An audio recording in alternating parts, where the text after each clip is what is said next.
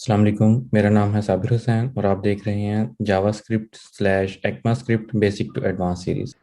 अस्सलाम वालेकुम। स्टार्ट करते हैं आज का लेक्चर नंबर 7 है जावास्क्रिप्ट का, और ये हमारा जावास्क्रिप्ट का लास्ट लेक्चर है।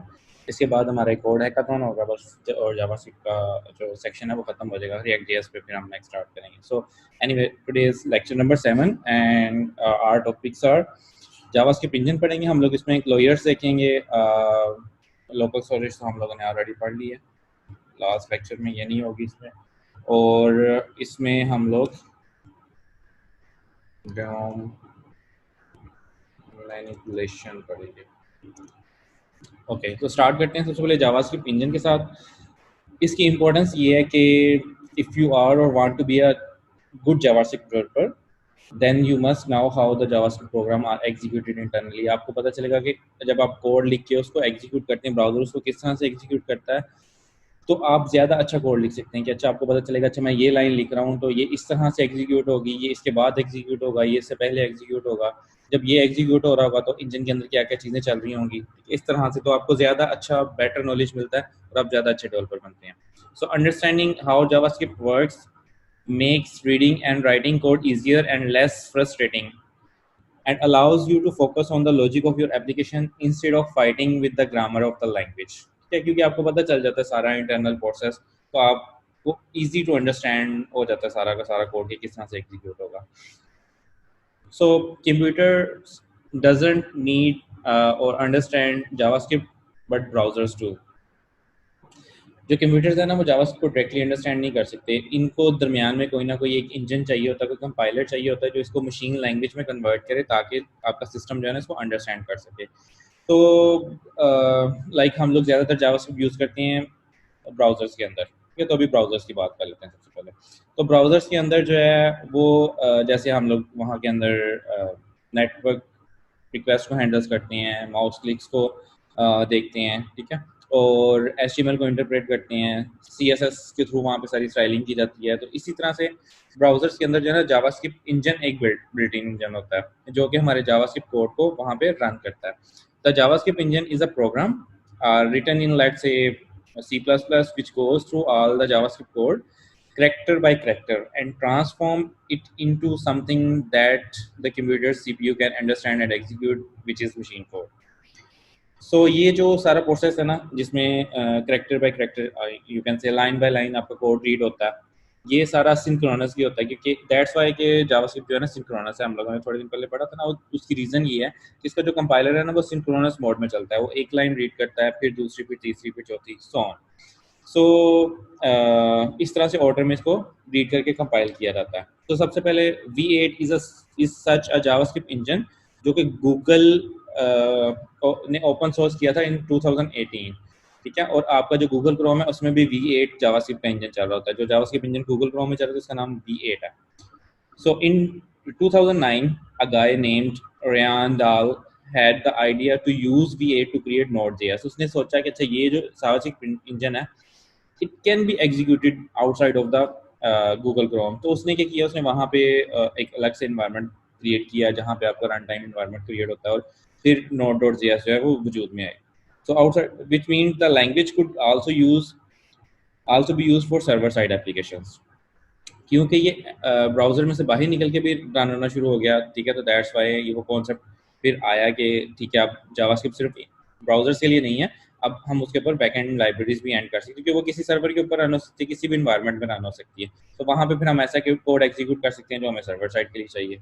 सो कुछ पॉपुलर जावास्क्रिप्ट इंजन है, सारे तो याद रखने की ज़रूरत नहीं है, लेकिन इसमें से एक जो V8 है वो तो आपको पता होना चाहिए, वो गूगल क्रोम में चल रहा है, और Node.js भी V8 ही यूज़ करती है। हम लोग जब नोड का सर्वर रन करते हैं तो जावास्क्रिप्ट इंजन जो यूज़ होता है that is V8। Mozilla Firefox अगर हम लोग यूज़ कर रहे हैं तो उसमें जो जावास्क्रिप्ट इंजन यूज़ होता है दैट इज़ रहीनो, और नेटस्केप नेविगेटर और जो है इस तरह के वो स्पाइडर मंकी यूज़ करते हैं। इसके अलावा जावास्क्रिप्ट कोर है, एक KJS है, चक्रा है, उसमें JS स्क्रिप्ट 9 है जो जावास्क्रिप्ट के नाम से भी है। एच में चक्रा यूज़ होता है, इंटरनेट एक्सप्लोरर में भी चक्रा यूज़ होता है। सो ये कुछ लिस्टेड हैं जावास्क्रिप्ट इंजन। ठीक है, इनमें से आप एक दो तीन आपके माइंड में होने चाहिए, ताकि अगर कोई इंटरव्यू पूछ लेता है कि अच्छा जावास्क्रिप्ट इंजन आप बता रहे हैं तो जावास्क्रिप्ट किसी जावास्क्रिप्ट इंजन का नाम बताते हैं और ये बताते हैं कहाँ पे चलता है, या वो पूछ लेता है कि गूगल क्रोम में कौन सा है और फायरफॉक्स में कौन सा है और एज में या एक्सप्लोरर में कौन सा चलता है। तो ये 2-3 नाम बस आप याद कर लें इसके। अब आते हैं ओरिजिनल टॉपिक के ऊपर, विच इज़ जावास्क्रिप्ट इंजन। अभी तक तो इसका इंट्रो चल रहा था, तो अब देखते हैं इसके जो वैसे इसके अंदर काफ़ी ज़्यादा कॉन्सेप्ट हैं, हम इसको काफ़ी देर तक पढ़ सकते हैं जावास्क्रिप्ट इंजन को, लेकिन अभी के लिए हम लोग इतना पढ़ेंगे कि हमें जो हमने अभी तक कोड लिखा है वो हमें समझ आ जाए, उसके जो बेसिक कॉन्सेप्ट्स हैं, जहाँ पे कोड कहाँ कहाँ जाता है, कैसे कैसे जाता है, कैसे कंपाइल होता है, वो सारे स्टेप्स हम लोगों को समझ आ रहे हैं। ओके, सबसे पहले जो जावास्क्रिप्ट इंजन के मेन कॉन्सेप्ट है वो 3 है। फर्स्ट, हमें एग्जीक्यूशन कॉन्टेक्स्ट की समझ होनी चाहिए कि वो क्या चीज़ है। Second, on execution context stack पता होना चाहिए, और थर्ड जो है वो लेक्सिकल स्कोप पता होना चाहिए। सो अगर हम लोग सबसे पहले आए एग्जीक्यूशन स्टैक के ऊपर, तो 3 तरह के एग्जीक्यूशन स्टैक होते हैं। सबसे पहले ये देखते हैं कि एग्जीक्यूशन स्टैक क्या होता है, सॉरी एग्जीक्यूशन कॉन्टेक्स्ट क्या होता है। Execution stack is something else. तो सबसे पहले हम लोग देखते हैं कि एग्जीक्यूशन कॉन्टेक्स्ट क्या होता है। तो जब भी जावास्क्रिप्ट का कोड हम लोग लिख के उसको कंपाइल के लिए भेजते हैं, वो सबसे पहले एग्जीक्यूशन कॉन्टेक्स्ट में जाता है। So an environment where the JavaScript code is evaluated and executed whenever any code is run in JavaScript, it runs inside an execution context। ऐसे नहीं हो सकता कि आपका JavaScript कोड कंपाइल होकर चल गया और उसका कोई एग्जीक्यूशन कॉन्टेक्स्ट नहीं बना। तो जब भी आपका JavaScript का कोड चलेगा वो एक एग्जीक्यूशन कॉन्टेक्स्ट के अंदर होगा। तो एग्जीक्यूशन कॉन्टेक्स्ट या एग्जीक्यूशन कॉन्टेक्स्ट एक ऐसी जगह है जहाँ पे आप कोड थ्रो करते हैं, उस कोड को इवेल्युएट किया जाता है और फिर उसको एग्जीक्यूट कर दिया जाता है। सो 3 तरह के इस तरह के इन्वायरमेंट होते हैं जहाँ पे आप अपना कोड इवेल्युएशन के लिए और एग्जीक्यूशन के लिए भेजते हैं। वो 3 लेवल हो सकते हैं। First one is global execution context, second one functional है, और थर्ड वन इवेल है। इवेल हम लोग यूज नहीं करते, लेकिन थोड़ा सा देख लेते हैं। एनीवे, सबसे पहले ग्लोबल एग्जीक्यूशन कॉन्टेक्स्ट। हर वो कोड जो किसी फंक्शन के अंदर नहीं होता, ठीक है, हर वो कोड जो किसी फंक्शन के अंदर नहीं होता वो ग्लोबल कोड कहलाता है, ऐसे ही है। तो वो ग्लोबल एग्जीक्यूशन कॉन्टेक्स्ट में जाता है। So this is the default और बेस एग्जीक्यूशन कॉन्टेक्स्ट, यानी कि ये उस इन्वायरमेंट में चला जाता है जो ग्लोबल कोड के लिए रखा होता है। So that's called global execution context. The code that is not inside any function is in the global execution context. ये simple इसकी definition है। So it performs 2 things. सबसे पहले it creates a global object which is in a window object, और secondly ये करता है कि sets the value of this is equal to the global object. This आपको पता है ना, this उस के स्कोप को डिफाइन कर रहा था। लाइक हम लोगों ने एक ऑब्जेक्ट लिखा हुआ है, तो अगर हम ऑब्जेक्ट के अंदर दिस को डिफाइन करते हैं तो दिस उस ऑब्जेक्ट को डिफाइन कर रहा होता है। इसी तरह से अगर हम लोग वो लिखते हैं जो हम लोग कल कर रहे थे कंस्ट्रक्टर फंक्शन, तो कंस्ट्रक्टर फंक्शन के अंदर अगर हम लोग दिस का कीवर्ड यूज करते हैं तो वो उस कंस्ट्रक्टर फंक्शन को डिफाइन कर रहा होता है, उसको रेफर कर रहा होता है। तो ये करता है एग्जीक्यूशन कॉन्टेक्स्ट के अंदर जो भी एग्जीक्यूशन कॉन्टेक्स्ट का कोड है जो किसी फंक्शन के अंदर नहीं होता, उसको किस एग्जीक्यूशन कॉन्टेक्स्ट में डाला जाता है, उसको ग्लोबल एग्जीक्यूशन कॉन्टेक्स्ट में डाल दिया जाता है। और वहां पे जो दिस की वैल्यू है वो ग्लोबल ऑब्जेक्ट बना के उसके साथ उसको बाइंड कर दिया जाता है। So there can only be one global execution context in a program. किसी भी प्रोग्राम में सिर्फ एक ग्लोबल एग्जीक्यूशन कॉन्टेक्स्ट होता है, ठीक है। बाकी जो फंक्शनल कॉन्टेक्स्ट हैं वो मल्टीपल हो सकते हैं, बट ग्लोबल एग्जीक्यूशन एक ही होता है। क्योंकि आप देखें एक प्रोग्राम में यहाँ तो कोड बिल्कुल मेन के ऊपर पड़ा होगा या किसी फंक्शन के अंदर पड़ा होगा, तो जो फंक्शन के अंदर है उसके लिए फंक्शनल एग्जीक्यूशन कॉन्टेक्स्ट होता है, और जो फंक्शन के अंदर नहीं है उसके लिए ग्लोबल एग्जीक्यूशन कॉन्टेक्स्ट होता है। तो सेकंड है जी functional execution context. So every time a function is invoked, जब भी कोई फंक्शन, अगर एक फंक्शन है वो फंक्शन इन्वोक हुआ है, उसके अंदर एग्जीक्यूशन कॉन्टेक्स्ट उसका नया बनेगा। अगर उसके अंदर से फिर से एक फंक्शन इन्वोक हो गया, यानी कि फंक्शन इनसाइड फंक्शन, तो इनसाइड वाले फंक्शन का एक और एग्जीक्यूशन कॉन्टेक्स्ट बन जाएगा, ठीक है। So a brand new execution context is created for that function, every function के लिए। Each function has its own execution context, but it's created when the function is invoked और कॉल्ड। जब तक वो फंक्शन इन्वोक नहीं किया जाएगा, उसको कॉल नहीं किया जाएगा, ये वाला एग्जीक्यूशन कॉन्टेक्स्ट नहीं बनता।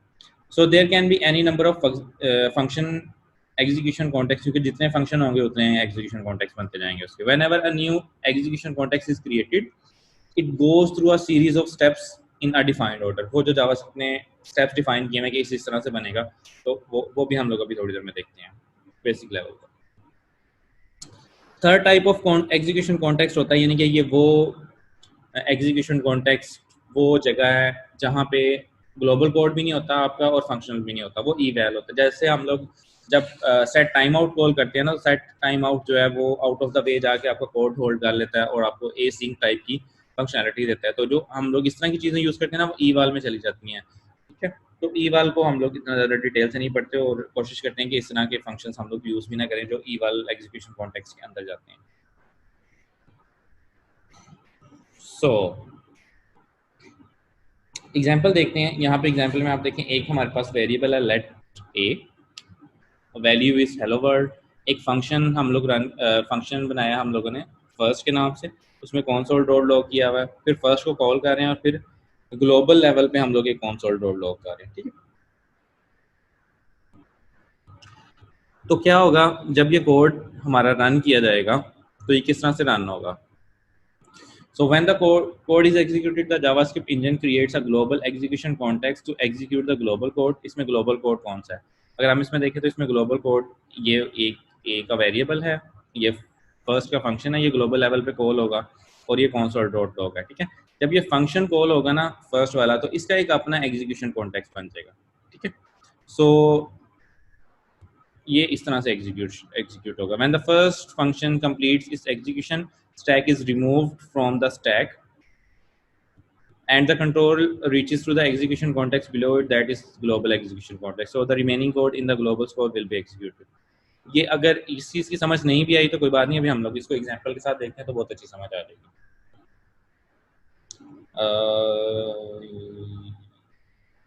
Yes, execution context stack, that is our next topic। Like हम यहाँ पे आते हैं वापस। तो ये था फर्स्ट एग्जीक्यूशन कॉन्टेक्स्ट। तो एग्जीक्यूशन कॉन्टेक्स्ट वो प्लेस थी जिसके अंदर कोड आपका इवेल्युएट होता है और एग्जीक्यूट किया जाता है, ठीक है। तो इसके तीन टाइप्स हैं इसकी, वो तीनों हम लोगों ने पढ़ लिए हैं। अब हम लोग सेकंड पॉइंट पे मूव हुए हैं, एग्जीक्यूशन कॉन्टेक्स्ट स्टैक। तो एग्जीक्यूशन कॉन्टेक्स्ट स्टैक मैं आपको इजी वर्डिंग में बताऊं तो जो हमारे एग्जीक्यूशन कॉन्टेक्स्ट होते हैं ना, वो जैसे जैसे क्रिएट होते जाते हैं ना, वो एक स्टैक में पुश कर दिए जाते हैं। तो स्टैक जो है ना एग्जीक्यूशन कॉन्टेक्स्ट, वो लाइफो मेथड को फॉलो करता है, ठीक है। स्टैक हमेशा लाइफो मेथड को फॉलो करता है। लाइफो मेथड क्या होता है, लास्ट इन फर्स्ट आउट। जब भी कोई स्टैक में चीज एंटर की जाएगी वो सबसे पहले एग्जीक्यूट होगी, जो सबसे लास्ट में एंटर की जाएगी ना वो सबसे पहले एग्जीक्यूट हो जाएगी। तो जब भी कोई एग्जीक्यूशन कॉन्टेक्स्ट बनाया जाता है तो वो क्या किया जाता है, वो एग्जीक्यूशन कॉन्टेक्स्ट स्टैक में पुश कर दिया जाता है। तो लेट्स अज्यूम कि सबसे पहले आपका कोड रन हुआ, तो जितना ग्लोबल वाला एग्जीक्यूशन था वो फौरन से एग्जीक्यूशन कॉन्टेक्स्ट में पुश कर दिया गया। अब वो ग्लोबल वाला कोड रन हो रहा है, उसके अंदर एक फंक्शन कॉल कर दिया गया, तो फंक्शन का एक फंक्शन एग्जीक्यूशन कॉन्टेक्स्ट बनेगा और वो स्टैक में पुश कर दिया जाएगा। अब इस स्टैक में जो सबसे लास्ट में पुश हुआ है that is function execution context. तो ये रन होगा सबसे पहले, जैसे ही फंक्शन एग्जीक्यूशन खत्म हो जाएगी तो फिर से दोबारा ग्लोबल कोड रन होना शुरू हो जाएगा। और जैसे ही अगर उसमें फिर से कोई फंक्शन मिलता है तो फिर ये फंक्शन इसमें पुश कर दिया जाएगा। अगर उसके अंदर फिर से एक फंक्शन मिल जाता है, यानी कि फंक्शन इनसाइड फंक्शन, तो उस इनसाइड वाले फंक्शन का एग्जीक्यूशन कॉन्टेक्स्ट सबसे टॉप पे आ जाएगा। तो पहले इनसाइड वाला फंक्शन रन होगा, फिर उसके बाहर वाला फंक्शन रन होगा, फिर से दोबारा जावास्क्रिप्ट इंजन जो है वो ग्लोबल एग्जीक्यूशन कॉन्टेक्स्ट पे वापस आ जाएगा। सो इसकी एग्जांपल देखते हैं। ये एक एग्जांपल है, ये कोड है हमारे पास, इसको कॉपी करते हैं।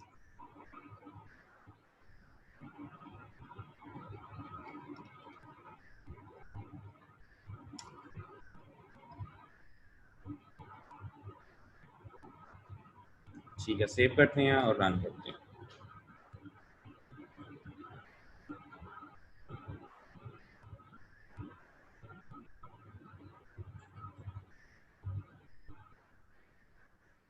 ये इसकी आउटपुट है।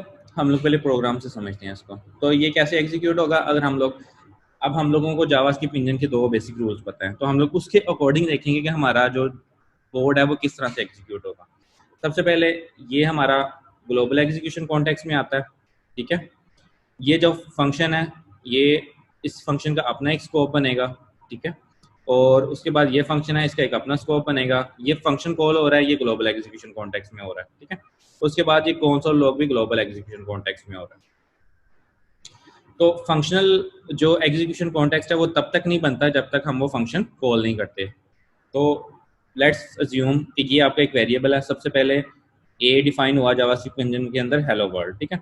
उसके बाद यहाँ पे आया ये फंक्शन सिर्फ यहाँ पे डिफाइन हुआ है, कॉल नहीं हुआ, तो इसको कॉल नहीं करेगा, इसका एग्जीक्यूशन कॉन्टेक्स्ट नहीं बनेगा। फिर ये भी कॉल नहीं हुआ, इससे एग्जीक्यूशन कॉन्टेक्स्ट नहीं बनेगा, तो जावास्क्रिप्ट इंजन यहाँ पे आ जाएगा। अब ये फंक्शन कॉल हुआ है, तो जैसे फंक्शन कॉल हुआ है, ग्लोबल कॉन्टेक्स्ट के ऊपर स्टैक में एक पुश कर दिया जाएगा फंक्शन एग्जीक्यूशन कॉन्टेक्स्ट, जिसमें फंक्शन होगा फर्स्ट वाला। अब उसमें फर्स्ट क्योंकि सबसे लास्ट पे पुश हुआ है स्टैक में, तो ये सबसे पहले रीड किया जाएगा, ठीक है, कंपाइल होना शुरू हो जाएगा। ये कंपाइल हुआ, ये कंसोल लॉग सबसे पहले चला, ये इसने कंसोल कर दिया। उसके बाद इसके अंदर एक और फंक्शन हमने एग्जीक्यूट कर दिया। तो जैसे ये फंक्शन एग्जीक्यूट होगा, इस स्टैक में फर्स्ट के स्टैक के ऊपर एक सेकंड फंक्शन का एक और स्टैक हमारे कॉन्टेक्स्ट में पुश कर दिया जाएगा। तो फिर क्या होगा कि इस स्टैक में जो सबसे ऊपर टॉप पे होगा वो, क्योंकि लाइफ ऑफ मेथड चल रहा है, तो ये एग्जीक्यूट होना शुरू हो जाएगा। इसके अंदर सिर्फ कंसोल है, ये जैसे ही कंसोल करेगा ये वापस यहाँ पे मूव हो जाएगा। तो यहाँ पे वो देखेगा कि अच्छा मैंने इसको एग्जीक्यूट कर दिया, इसका जो फंक्शन एग्जीक्यूशन कॉन्टेक्स्ट था फॉर सेकंड फंक्शन वो रिमूव कर दिया जाएगा, और उसके बाद आप वापस मूव हो जाएंगे फर्स्ट फंक्शन के एग्जीक्यूशन कॉन्टेक्स्ट के ऊपर। तो यहाँ पे ये कंसोल डॉट लॉग आपका कंसोल किया जाएगा, और फिर इसके बाद आगे कोई कोड नहीं है, तो ये वापस मूव हो जाएगा ग्लोबल कॉन्टेक्स्ट में। तो वो यहाँ पे देखिएगा अच्छा मैंने यहाँ से फर्स्ट कॉल किया था, उसके बाद नेक्स्ट लाइन पे आएगा तो यहाँ पे ये कंसोल डॉट लॉग इसको मिलेगा, तो ये एग्जीक्यूट करेगा। अब हम देखते हैं कि जो हमारी एग्जीक्यूशन है क्या वो ऐसे ही है, सबसे पहले ये एग्जीक्यूट होना चाहिए, उसके बाद ये एग्जीक्यूट होना चाहिए, फिर ये एंड देन ये, ठीक है। ये देखिए इनसाइड फर्स्ट सबसे पहले हुआ, फिर इनसाइड सेकंड हुआ, फिर अगेन इनसाइड फर्स्ट, फिर ये वाला और फिर खत्म, ठीक है। ये तो वो उसका आ रहा है सर्कल का आ रहा है। सो यहाँ तक हम लोगों ने एग्जीक्यूशन कॉन्टेक्स्ट और एग्जीक्यूशन स्टैक जो है वो हमें समझ आना शुरू हो गया। तो नेक्स्ट देखते हैं, ये इसकी एक्सप्लेनेशन ना ये यहाँ पे भी दी हुई है कि ये ग्लोबल एग्जीक्यूशन कॉन्टेक्स्ट बना, इसमें जैसे ही फर्स्ट वाला फंक्शन आया तो फर्स्ट फंक्शन का एग्जीक्यूशन कॉन्टेक्स्ट उसके ऊपर पुश कर दिया गया, ये एग्जीक्यूशन स्टैक है हमारा, ठीक है। और जैसे ही फर्स्ट वाला रन हो रहा था उसमें सेकंड वाला कॉल हुआ, तो सेकंड वाले का एग्जीक्यूशन स्टैक में सबसे ऊपर पुश कर दिया गया। अब सबसे पहले सेकंड वाला कॉल होगा, ठीक है, यहाँ पे सेकंड वाला कॉल आ गया ना, तो ये पहले एग्जीक्यूट होगा, फिर इसके नीचे ये कंसोल लॉग है ये रन होगा, फिर वो दोबारा जो है फर्स्ट में से भी बाहर आ जाएगा, ग्लोबल में आ जाएगा, तो ग्लोबल में आके ये वाली लाइन आपकी एग्जीक्यूट हो जाएगी। अच्छा, उसके बाद यहाँ पे हमारे पास जो थर्ड कॉन्सेप्ट है दैट इज लेक्सिकल इन्वायरमेंट। सो जब भी कोई एग्जीक्यूशन कॉन्टेक्स्ट क्रिएट होता है ना, उसका एक लेक्सिकल इन्वायरमेंट बनाया फौरन से बना दिया जाता है। तो जैसे कोई एग्जीक्यूशन कॉन्टेक्स्ट बनेगा, चाहे वो ग्लोबल है चाहे वो फंक्शनल है, ठीक है, और उसको बनाते साथ ही सबसे पहले उसका लेक्सिकल इन्वायरमेंट बनता है और उसको एग्जीक्यूशन स्टैक में पुश कर दिया जाता है। तो एग्जीक्यूशन स्टैक और एग्जीक्यूशन कॉन्टेक्स्ट हमने पढ़ लिया। अब देखते हैं कि जब उसका लेक्सिकल इन्वायरमेंट बनाया जाता है ना, वो क्या चीज़ है।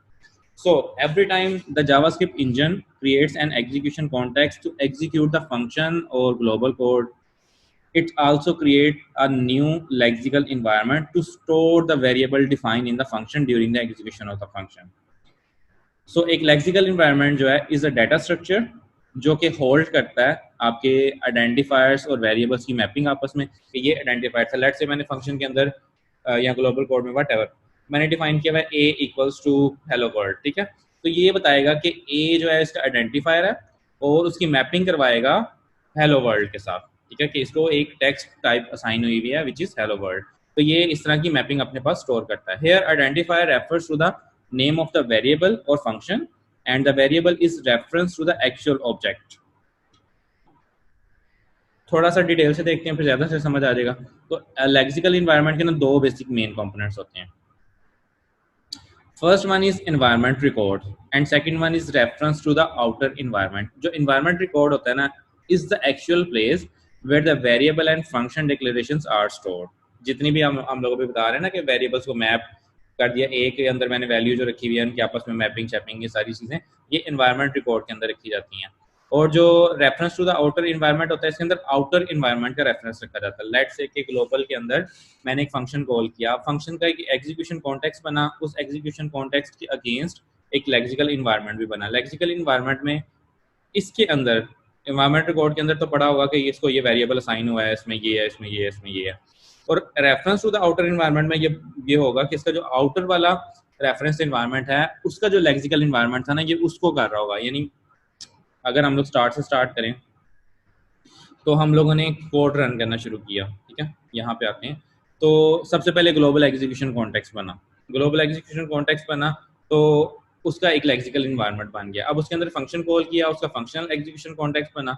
उस फंक्शनल एग्जीक्यूशन कॉन्टेक्स्ट के अंदर जो रेफरेंस रखा जाता है ना लेक्सिकल इन्वायरमेंट का, वो बाहर वाले लेक्सिकल इन्वायरमेंट का रखा जाएगा ग्लोबल का। इसकी एक एग्जांपल भी है, वो देख लेते हैं अभी। तो सबसे पहले कॉन्सेप्चुअली जो है ना लेक्सिकल इन्वायरमेंट इस तरह से कुछ दिखता है। ठीक है। ये लेक्सिकल इन्वायरमेंट है हमारा, ठीक है। ये ऑब्जेक्ट टाइप का होता है इस तरह से, और की वैल्यू पेयर के साथ इसमें डाटा पड़ा होता है। सो इन्वायरमेंट रिकॉर्ड होता है इसमें, और आउटर रेफरेंस होता है। यही दो चीजें हमने पढ़ी है ना। तो इन्वायरमेंट रिकॉर्ड में क्या पड़ा होता है, आइडेंटिफायर्स और उनकी वैल्यूज, ठीक है। लाइक वेरिएबल का नाम है ए, उसकी वैल्यू है हेलो वर्ल्ड। एक वेरिएबल एज, उसकी वैल्यू है 28। तो ये इस तरह से इसकी मैपिंग इसके अंदर स्टोर की जाती है।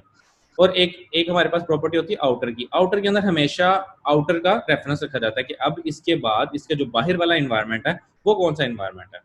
सो नेक्स्ट पे मूव होते हैं। ये एग्जांपल है सिंपल सी, इसके अंदर ये वही वाली एग्जांपल है जो अभी हम स्टार्ट पे बिल्कुल स्टार्ट जहाँ से स्टार्ट किया था। तो let a hello world function, first function हमने कॉल किया, उसके अंदर हमारे पास एक वेरिएबल है बी इक्वल्स टू 25, और फिर हम लोगों ने कंसोल कर दिया और वापस ग्लोबल कॉन्टेक्स्ट में आए तो फर्स्ट फंक्शन कॉल किया और फिर हम लोगों ने एक console डॉट डॉक किया। तो कैसे एग्जीक्यूट होगा ये ए की मैपिंग, सबसे पहले जैसे हम लोग इसको पुश करेंगे ग्लोबल एग्जीक्यूशन कॉन्टेक्स्ट क्रिएट होगा, उसके अगेंस्ट एक ग्लोबल लेक्सिकल इन्वायरमेंट क्रिएट होगा, ठीक है। उस ग्लोबल लेक्सिकल इन्वायरमेंट के अंदर ए की वैल्यू पेयर मैपिंग यहाँ पे स्टोर कर दी जाएगी, यहाँ पे इन्वायरमेंट रिपोर्ट के अंदर, ठीक है। और फिर एक फंक्शन एग्जीक्यूशन कॉन्टेक्स्ट क्रिएट होगा, उसका एक फंक्शनल एग्जीक्यूशन उस फंक्शनल लेक्सिकल इन्वायरमेंट भी क्रिएट होगा। उसमें क्या किया जाएगा, उसमें इस बी की वैल्यू 25 रखी जाएगी, ठीक है। और फिर इसके बाद ये तो कंसोल हो रहा है सिंपल, उसके बाद ये फंक्शन कॉल हो गया, तो यहाँ पे आ गया वापस ग्लोबल कॉन्टेक्स्ट में। सो ये इस तरह से रन होता है, ठीक है। तो यहाँ पे अगर हम आए लेक्सिकल इन्वायरमेंट दोनों का देखें तो ये ग्लोबल लेक्सिकल इन्वायरमेंट है, इसमें क्या रखा गया है ए, और ए की मैपिंग किसके साथ है, हेलो वर्ल्ड के साथ। और first reference to the function object, ठीक है, कि इसके अंदर एक फंक्शन पड़ा हुआ है फर्स्ट के नाम से, और उसका एक रेफरेंस ऑब्जेक्ट जो भी बनेगा वो यहाँ पे उसके साथ मैप कर दिया जाएगा। और आउटर इन्वायरमेंट नल रखती है, ठीक है, क्योंकि इसका आउटर इन्वायरमेंट कोई नहीं है, तो ग्लोबल एग्जीक्यूशन कॉन्टेक्स्ट है ना। तो यहाँ पे हम कोड पे वापस आते हैं। तो ग्लोबल लेवल पे हमारे पास क्या पड़ा हुआ है, सबसे पहले ए पड़ा हुआ है, इसकी मैपिंग वहाँ पे स्टोर कर दी जाएगी, और फर्स्ट का फंक्शन पड़ा हुआ है तो फर्स्ट की भी वहाँ पे मैपिंग क्रिएट कर दी जाएगी, ठीक है। और आउटर रेफरेंस में हमारे पास आ जाएगा नल, क्योंकि ये ग्लोबल लेक्सिकल इन्वायरमेंट है। अब हम आते हैं, जैसे ही हमारे पास फंक्शन रन हुआ तो फंक्शन के अगेंस्ट फंक्शनल लेक्सिकल इन्वायरमेंट बना। उस इन्वायरमेंट रिकॉर्ड के अंदर हम लोगों ने सिर्फ एक ही वेरिएबल था हमारे पास यहाँ पे, ये बी, ठीक है। तो ये बी की वैल्यू यहाँ पे आइडेंटिफायर और उसकी वैल्यू की मैपिंग यहाँ पे कर दी गई। और आउटर के अंदर अब हमारा ग्लोबल लेक्सिकल इन्वायरमेंट आ जाएगा, जो कि ये वाला है, दिस वन, ठीक है। तो इसका आउटर क्या है हमारे पास, इसका फंक्शन का ग्लोबल एग्जीक्यूशन। तो ग्लोबल एग्जीक्यूशन का lexical environment global lexical environment है, वो यहाँ पे एज अ रेफरेंस रख दिया जाएगा। तो इस तरह से लेक्सिकल इन्वायरमेंट्स क्रिएट होते हैं। इसमें एक पॉइंट ये है कि जब एक फंक्शन कंप्लीट होता है ना, तो उसका एग्जीक्यूशन कॉन्टेक्स्ट तो रिमूव कर दिया जाता है, ठीक है। जैसे वो एग्जीक्यूट हुआ उसका एग्जीक्यूशन कॉन्टेक्स्ट रिमूव कर दिया जाता है, but the lexical environment for that function may और मे नॉट बी डिलीटेड, ठीक है। It's up to JavaScript engine, उसको अगर लगता है कि ये वाला फंक्शन दोबारा किसी तो रेफरेंस के तौर पे किसी जगह पे यूज हो रहा है, तो वो इसका लेक्सिकल इन्वायरमेंट अपने पास मेंटेन करके रखता है। अगर उसको जावास्क्रिप्ट इंजन को लगता है कि ये लेक्सिकल इन्वायरमेंट बस इस फंक्शन के साथ खत्म हो जाएगा, इसकी किसी और जगह पे जरूरत नहीं है, तो इस लेक्सिकल इन्वायरमेंट को यहाँ पे रिमूव कर दिया जाता है।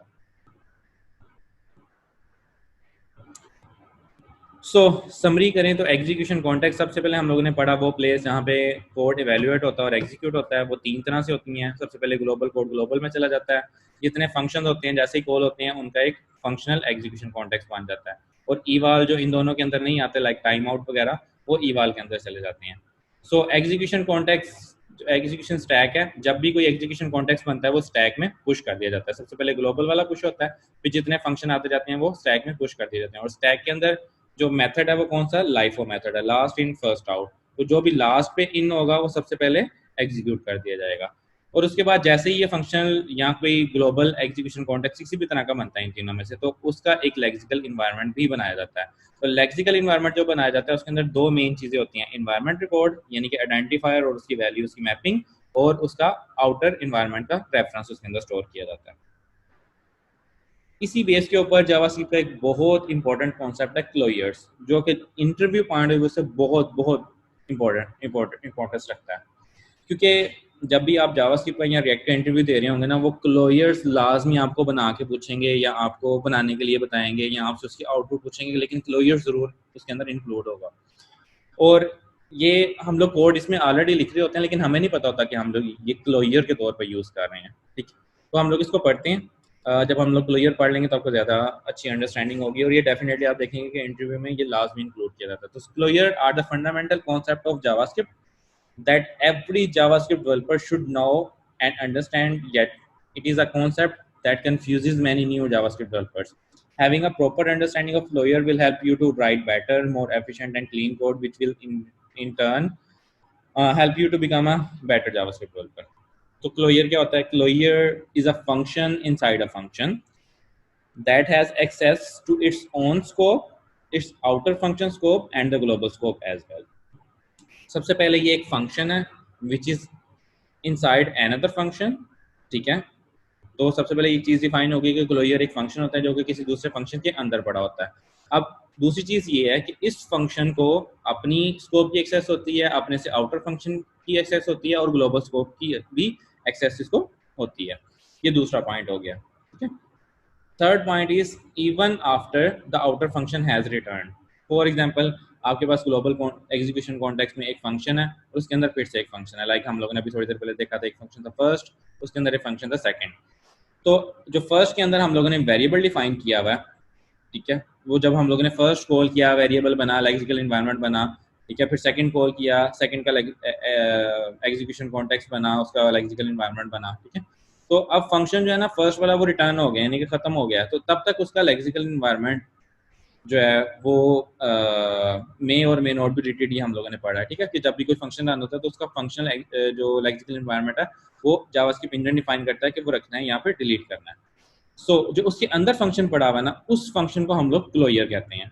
तो क्लोजर जो है वो अपने पेरेंट के वेरिएबल्स तब तक यूज कर सकता है, कभी भी यूज कर सकता है, यानी कि तब भी यूज कर सकता है कि उसका पेरेंट फंक्शन वहां पे एग्जीक्यूट होकर खत्म हो गया हुआ है, तो फिर भी वो उसको यूज कर सकता है। इसकी एग्जांपल अभी हम देखेंगे तो आपको बहुत अच्छा समझ आ जाएगा। A closure can remember and access variables and arguments of its outer function even after the function has finished. Before we dive into closure, let's first understand lexical scope.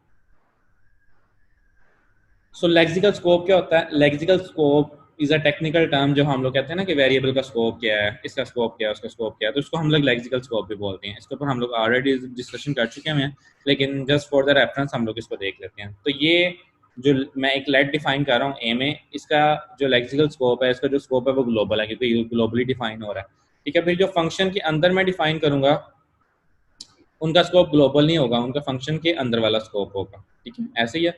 और फिर उस फंक्शन के अंदर जो फंक्शन है उसका जो scope है वो इस फंक्शन के अंदर ही होगा। लेकिन ये फंक्शन जो इनर फंक्शन है ये अपने वेरिएबल तो यूज कर सकता है, लेकिन ये आउटर वेरिएबल भी एक्सेस कर सकता है, ठीक है। और आउटर वेरिएबल भी एक्सेस कर सकता है और ग्लोबल वेरिएबल भी एक्सेस कर सकता है।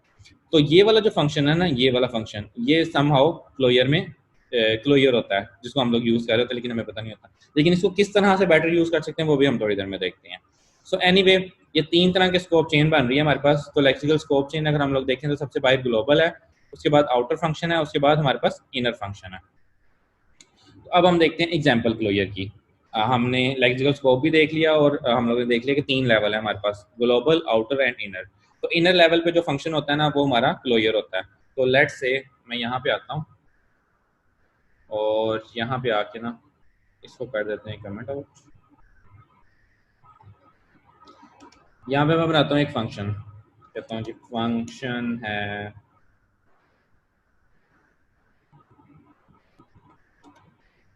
काउंटर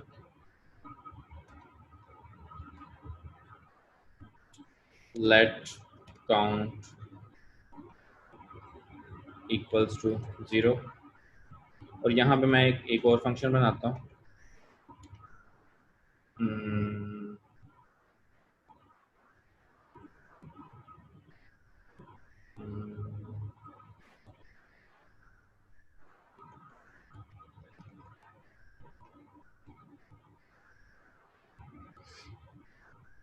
और ये फंक्शन मैं यहाँ से रिटर्न करवाता हूँ। और इस फंक्शन के अंदर मैं क्या कर रहा हूँ, मैं सिंपली काउंट को एक्सेस कर रहा हूँ, काउंट जो मैंने यहाँ पे आउटर में डिफाइन किया हुआ है, और उसके अंदर मैं कर रहा हूँ प्लस प्लस। जो भी इसकी वैल्यू होगी वो हर दफ़ा प्लस की जाएगी और ये जो काउंटर है ये रिटर्न कर दिया जाएगा, रिटर्न कर दिया जाएगा। तो मैंने क्या किया, मैंने एक फंक्शन बनाया है विच इज काउंटर फंक्शन। उसके अंदर एक वेरिएबल पड़ा हुआ है काउंट, जिसकी इनिशियल वैल्यू है 0, और एक और फंक्शन है उसके अंदर जो कि जिसका नाम है इनर काउंटर।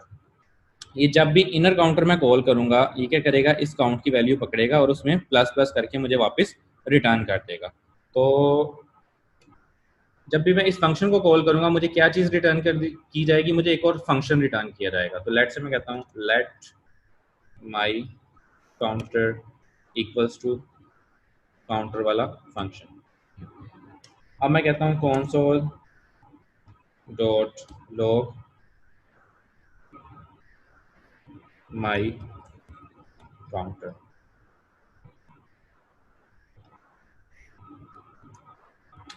Got it.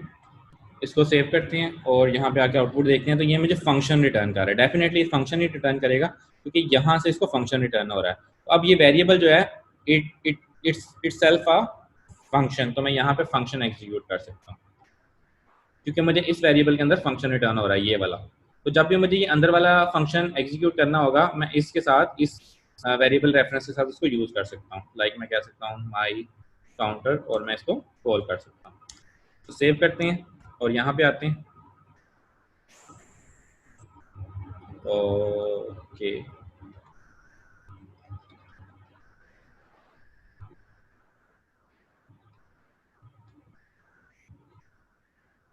ये देखें, ये मैंने वो वेरिएबल खाली कंसोल लॉग किया हुआ है जो कि इस फंक्शन को रिटर्न कर रहा है, और जैसे मैंने उसको कॉल किया उसने वो फंक्शन एग्जीक्यूट किया। तो फंक्शन एग्जीक्यूट किया तो सबसे पहले हमारे पास क्या पड़ा हुआ है, जीरो पड़ा हुआ, तो ये जीरो आ गया। ठीक है, अब मैं क्या करता हूँ, मैं यहाँ पे फंक्शन कॉल करता जाता हूँ। मैं कहता हूँ माई काउंटर, अभी मुझे वन रिटर्न कर रहा है, टू, थ्री। ठीक है, अब देखिए मैं फंक्शन के अंदर से फंक्शन कॉल कर रहा हूँ। ये मैंने फंक्शन का एक रेफरेंस यहाँ पे रख लिया और अंदर वाला फंक्शन कॉल कर रहा हूँ बार बार। ऐसे ही है, बाहर वाला फंक्शन तो कॉल नहीं कर रहा, लेकिन ये क्या कर रहा है, ये इसने इसकी वैल्यू अपने पास स्टोर की हुई है और हर दफा मुझे उसमें प्लस प्लस करके रिटर्न कर रहा है। और ये वाली जो वैल्यू है ये वापस जीरो पे इनिशियलाइज नहीं हो रही। ठीक है, हालांकि ये वाला फंक्शन तो मेरे पास, मैं इसको एग्जीक्यूट ही नहीं कर रहा, मैं तो सिर्फ इसको एग्जीक्यूट कर रहा हूँ। तो जब भी इस तरह का सिनेरियो आ जाता है ना हमारे पास, तो ये वाला जो फंक्शन है, ये इसको हम लोग क्लोजर बोलते हैं। ये देखें, अब ये हमारे पास अगर मैं इसको कॉल करता जाऊंगा तो ये वैल्यू इसमें प्लस प्लस होती जाएगी। अच्छा, अगर हम इसको थोड़ा सा रिफाइन करें तो ES6 सिंटेक्स में लिखे ना, आपको यूजुअली जो इंटरव्यूअर पूछेगा ना इस तरह की कोई भी चीज़, उसने ES6 सिंटेक्स में लिखी होगी क्योंकि उसमें इसका सिंटेक्स बहुत शॉर्ट हो जाता है और आपको ना थोड़ा समझने में मुश्किल हो जाती है कि ये क्लोजर है या खाली फंक्शन है। तो अकॉर्डिंग टू आवर नॉलेज ये ख़त्म हो जाएगा।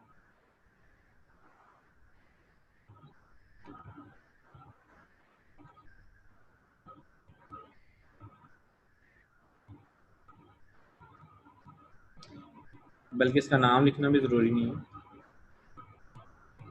ये जस्ट अ फंक्शन। वापस आती है तो ये ज़ीरो आया।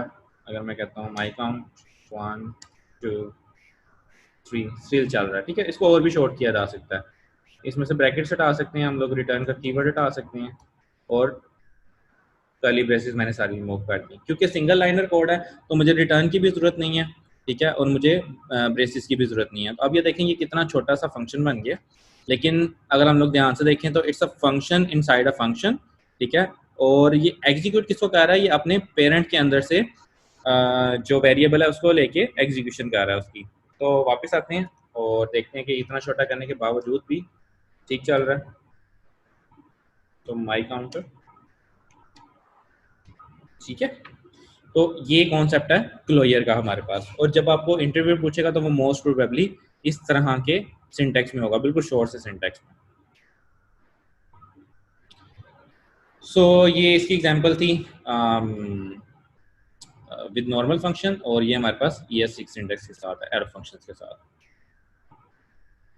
अंडरस्टैंडिंग हम लोगों ने कर ली है इसकी। ओके, सो यहाँ तक किसी का कोई क्वेश्चन है तो पूछें, फिर हम लोगों का एक नेक्स्ट टॉपिक है उस पर मूव ऑन, डॉम मैनिपुलेशन के ऊपर। सो क्वेश्चंस।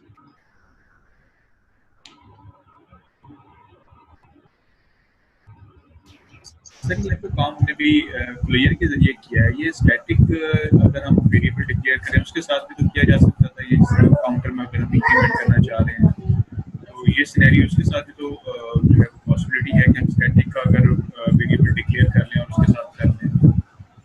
पॉसिबिलिटीज तो सारी, पॉसिबिलिटीज की तो हम लोग बात ही नहीं कर रहे। हम लोग बात कर रहे हैं कि क्लोजर होता क्या है। हम लोगों ने बेसिकली ये नहीं देखा कि हमारा एंड गोल ये है तो हम लोगों ने ये करना है, तो वो मैंने क्लोजर के साथ किया हो। ठीक है, जब भी आपको कोई स्टेटमेंट मिलती है ना, कोई क्वेश्चन मिलता है, कोई स्टेटमेंट मिलती है, कोई टास्क मिलता है, तो डेफिनेटली उसके मोर देन वन वेज होते हैं जावास्क्रिप्ट के अंदर। जैसे कि मैंने कल डिफाइन किया था कि हम लोग अभी करेंगे भी नेक्स्ट क्लास में कोडिंग चैलेंज रखेंगे ना, तो सेम कोड ही सेम चैलेंज सबको मिलेगा, लेकिन सबका कोड डिफरेंट होगा। तो डेफिनेटली इसके करने के बहुत सारे तरीके हैं, लेकिन हम लोग यहाँ पे वो नहीं देख रहे थे, हम लोग यहाँ पे देख रहे थे कि क्लोजर क्या है बेसिकली। तो दैट्स वाई हम लोगों ने एग्जांपल पढ़ी है इस तरह से। ये हो तो बहुत सारे तरीके से सकता है, लेकिन क्लोजर की क्या जी जी फंक्शनलिटीज हैं वो पढ़ी है हम लोगों ने, कि वो किस तरह से बिहेव करता है, किस तरह से लिखा ठीक जाता है। ठीक। और किसी का कोई क्वेश्चन? अस्सलाम वालेकुम सर। वालेकुम सलाम। सर मैं थोड़ा लेट आया था, तो ये ग्लोबल एग्जीक्यूशन और कॉन्टेक्स्ट वाली बातें समझ में नहीं आई सर, तो ये आप अगर थोड़ा सा रिपीट कर दें। ये क्योंकि थोड़ी सी उस तरह की चीज़ें हैं कि जब आप स्टार्ट से पढ़ेंगे तो फिर ही समझ आएगी, तो आपको रिकॉर्डिंग देखनी पड़ेगी, फिर आपको ये जो आपने अभी पढ़ा ना ये फिर समझ आएगा। लेकिन जो अब नेक्स्ट टॉपिक स्टार्ट करने लगे हैं वो बिल्कुल डिफरेंट टॉपिक है, तो वो आपको समझ आ जाएगा। इसके लिए आपको रिकॉर्डिंग देखनी चलो पड़ेगी। ठीक है सर, थैंक यू।